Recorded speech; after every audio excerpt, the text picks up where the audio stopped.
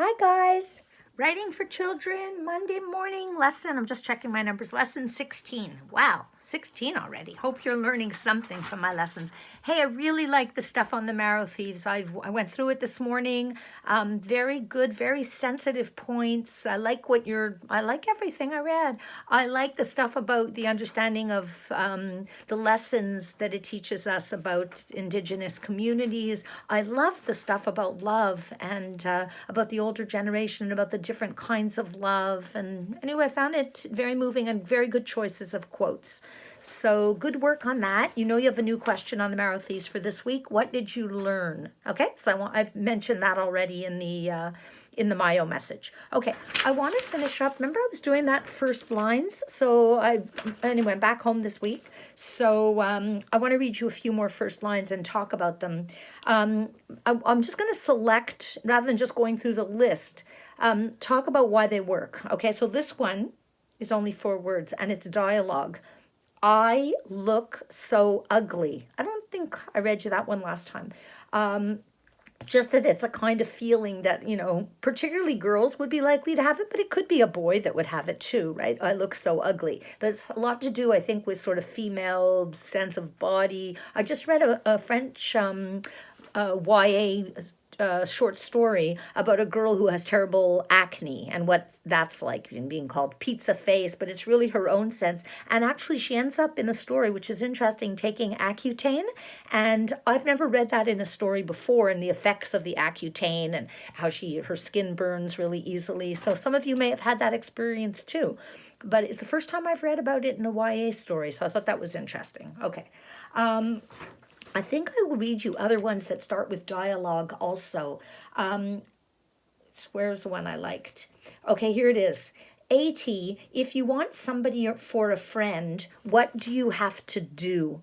Okay, so I don't know who AT is. It sounds a foreign language. But anyway, if you want someone for a friend, what do you have to do? So it's clearly telling us right away that the child asking this question is longing for a friend.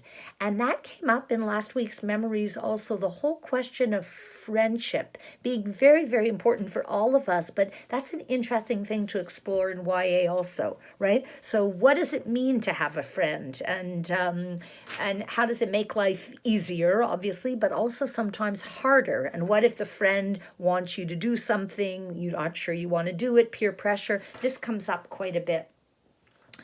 This one isn't, hold on, where was the one that I liked? Hold on. Oh yes, here it is. It's not a quote, but it's told in the first person.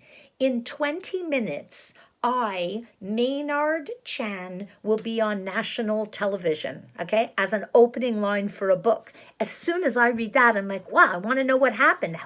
Who's this guy, Maynard Chan? He seems to be Chinese with a name like Chan, right? So there's the multicultural element. And he's going to be on national TV? What happened? What did he do, right? Very good.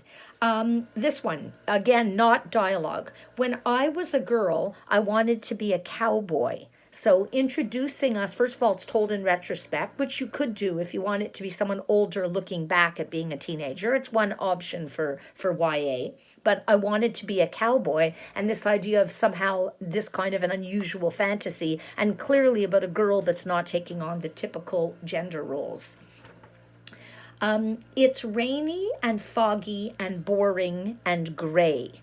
And that one I find that one appealing, even though it's kind of flat. It's the kind of writing you'd think it's rainy and foggy and boring and gray. And why does it need 1, 2, 3 ands, right? But in this case, it works. Now, if you wrote your whole chapter with these ands all the time, it would be a disaster. But starting this gives us the sense of the narrator's, I think I don't know if it's first person, but the sense of the narrator being bored. And that might be another thing for you guys to explore now, because that's a feeling that even though we're keeping you busy with school, I'm putting my sheet away, you might be struggling a bit with this sense of boredom or routine, or you're cooped up.